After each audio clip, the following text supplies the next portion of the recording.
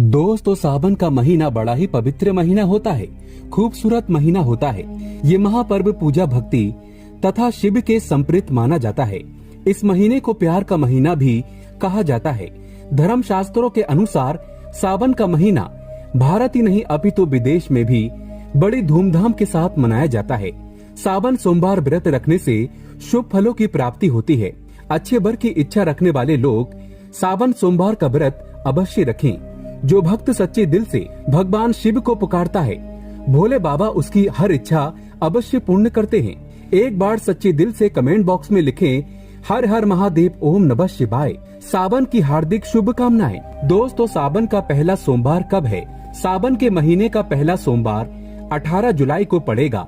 इस दिन आप व्रत अवश्य रखें। भगवान भोलेनाथ आपकी सभी मनोकामना अवश्य पूर्ण करेंगे। दोस्तों, सावन की समाप्ति होगी 12 अगस्त को और रक्षाबंधन का त्योहार मनाया जाएगा 11 अगस्त गुरुवार के दिन। सावन की समाप्ति होने से एक दिन पहले रक्षाबंधन का पर्व मनाया जाएगा। दोस्तों, लेकिन क्या आप जानते हैं, सावन के पवित्र महीने में 5 गलती नहीं करना चाहिए। भगवान भोलेनाथ को 3 चीजें सोमवार के व्रत में नहीं चढ़ाना चाहिए। साथ ही साथ 3 महिलाओं को सावन का व्रत कभी नहीं रखना चाहिए। घोर पाप लगता है, घर बर्बाद हो जाता है।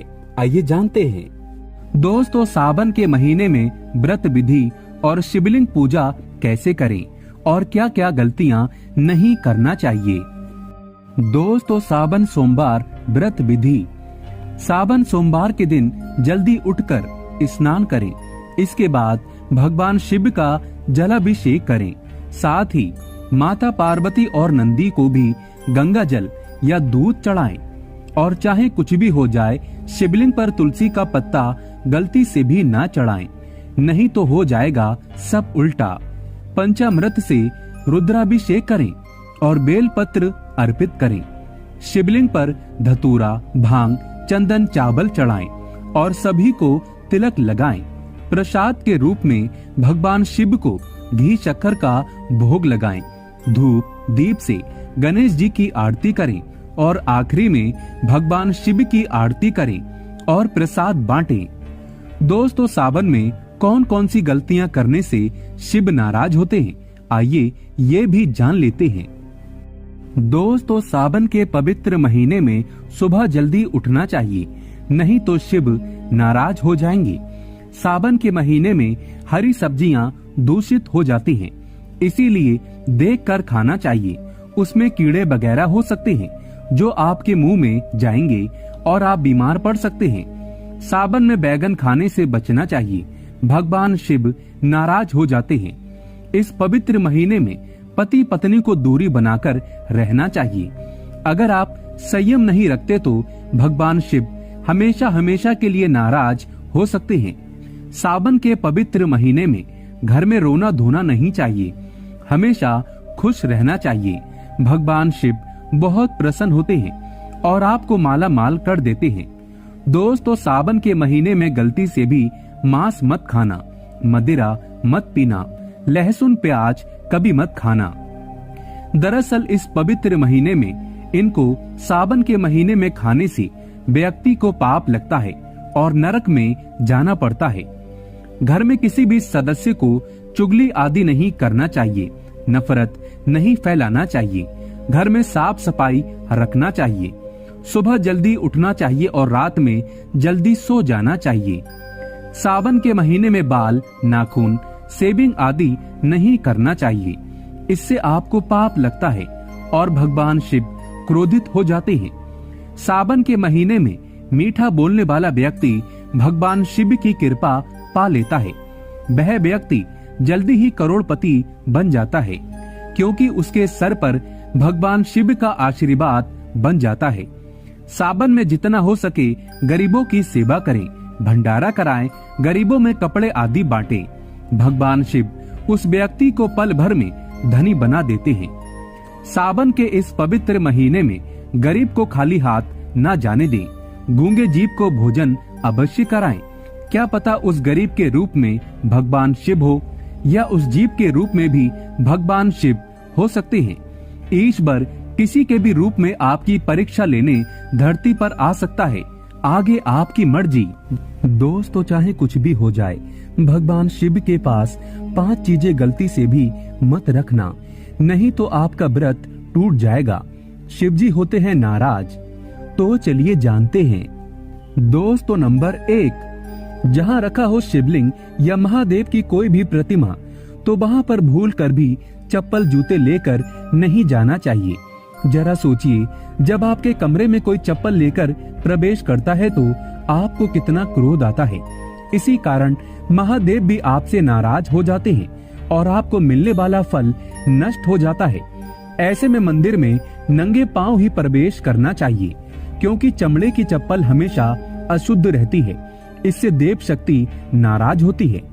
दोस्तों, नंबर 2, अक्सर महिलाओं को मासिक धर्म आ जाता है और वो बिना किसी को बताए पूजा पाठ कर लेती हैं, जो कि शास्त्रों में वर्जित माना गया है। इस समय महिलाओं को जानकर भी अनजान नहीं बनना चाहिए। अगर आपको मासिक पीड़ा है तो घर के बने मंदिर में या बाहर बने मंदिर में कभी प्रवेश नहीं करना चाहिए।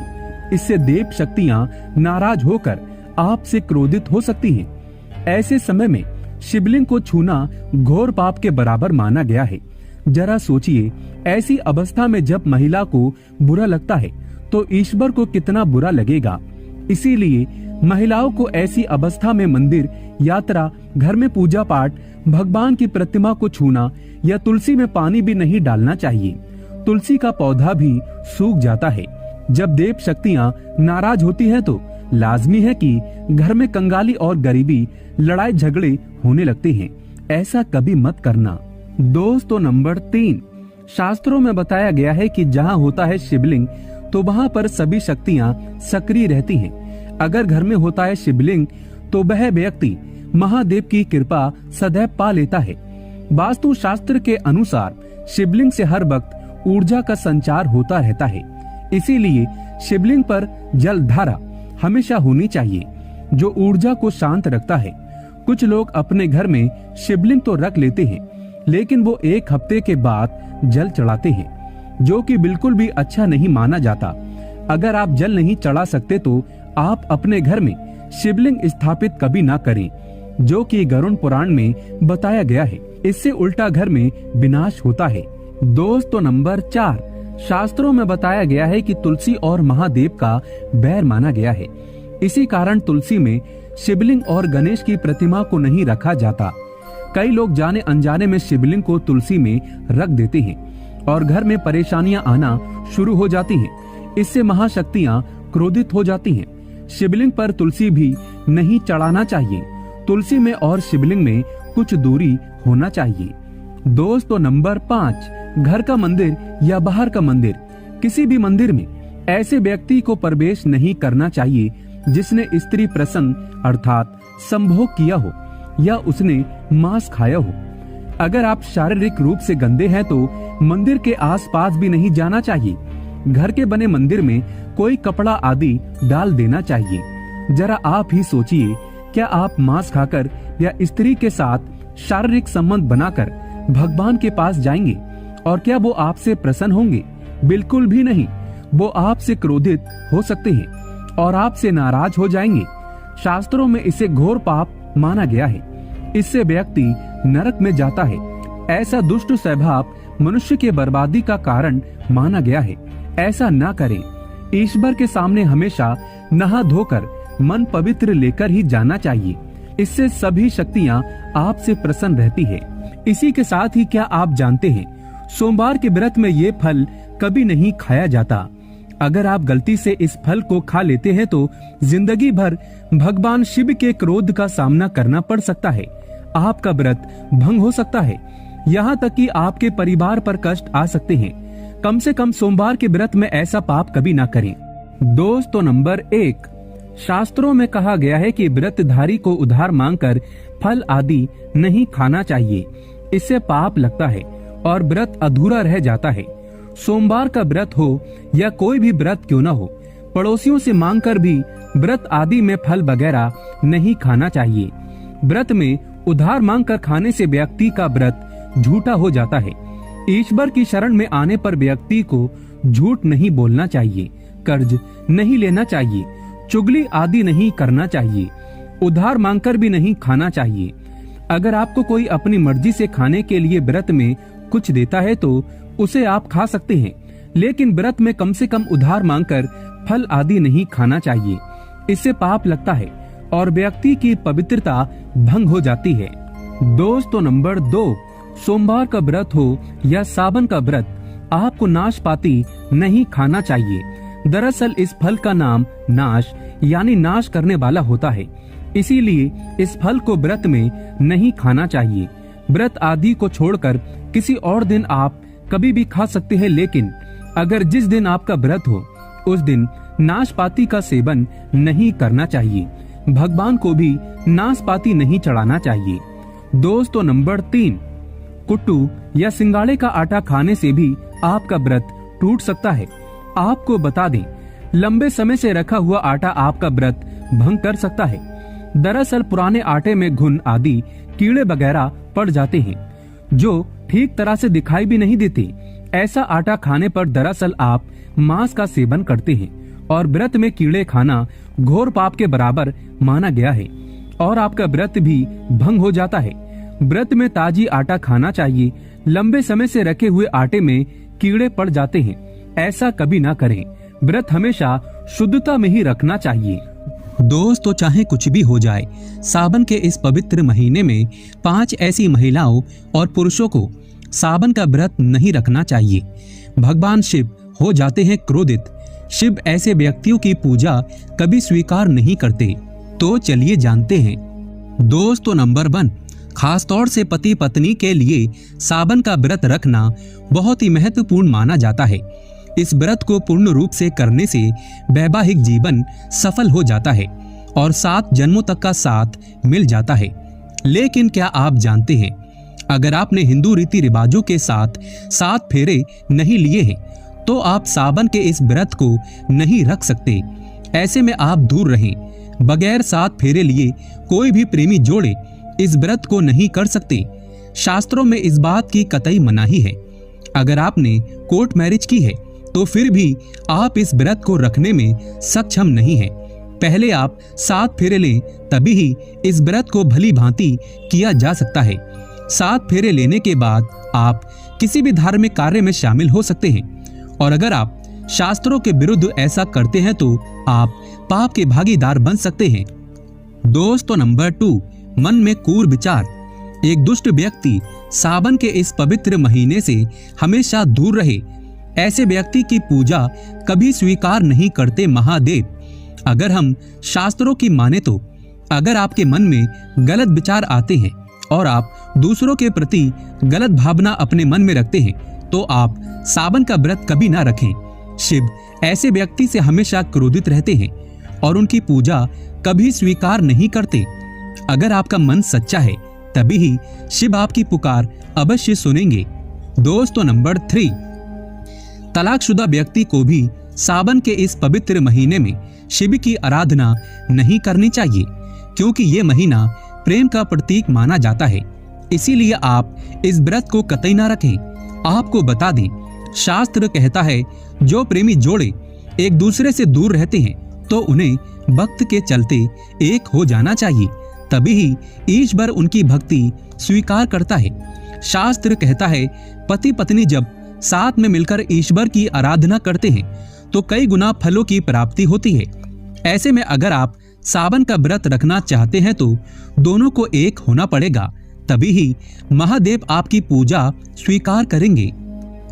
दोस्तों नंबर 4, आचार्य चाणक्य के अनुसार एक वैश्या की पूजा भी ईश्वर कभी स्वीकार नहीं करता। ये शास्त्रों के विरुद्ध है। ऐसा करने से महापाप माना जाता है। ऐसे में सावन के इस पवित्र महीने में ऐसी महिलाओं को दूर रहना चाहिए और व्रत को कभी गलती से भी नहीं रखना चाहिए। दोस्तों नंबर 5, ये गलती कभी मत करना। शास्त्रों के अनुसार कुंवारी कन्या को शिवलिंग कभी स्पर्श नहीं करना चाहिए, इसे पाप माना जाता है।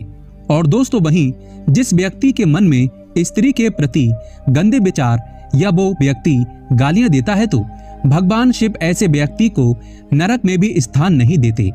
ऐसे व्यक्ति की पूजा कभी स्वीकार नहीं करते। दोस्तों नंबर 6, कुंवारी लड़कियां इस व्रत को जरूर रखें। अगर पाना है महादेव जैसा पति तो इस व्रत को कुंवारी कन्या जरूर रखें। खास तौर से सावन में जब कोई कुंवारी कन्या इस व्रत को भली भांति पूरा कर लेती है तो यकीनन उसे महादेव जैसे पति की प्राप्ति अवश्य होती है। दोस्तों सावन के इस पवित्र महीने में अगर जिस व्यक्ति को 5 संकेत मिल जाएं, तो इससे ये पता चलता है कि महादेव आपकी भक्ति से बहुत प्रसन्न है और आपको धनी होने से कोई भी नहीं रोक सकता। तो चलिए जानते हैं। दोस्तों नंबर 1, बैल का दरवाजे पर आना। नंदी महाराज भगवान भोलेनाथ के वाहन है। नंदी को भगवान शिव का द्वारपाल भी कहा गया है। नंदी महाराज को बुद्धि और ज्ञान का प्रतीक माना गया है। शिव के मंदिर के बाहर हमेशा नंदी महाराज विराजित रहते हैं।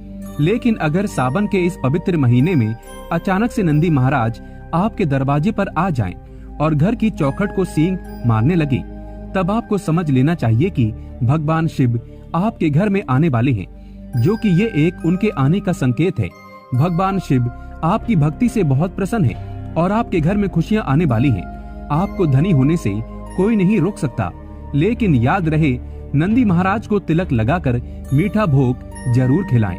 दोस्तों नंबर 2, सावन के पवित्र महीने में अचानक से आपके सपनों में अगर शिवलिंग दिखाई दे जाए, अर्थात भगवान शिव दिखाई दे जाए, तो इसे आपको ये समझना चाहिए कि अब आपके जीवन से परेशानियों का अंत जल्दी हो जाएगा।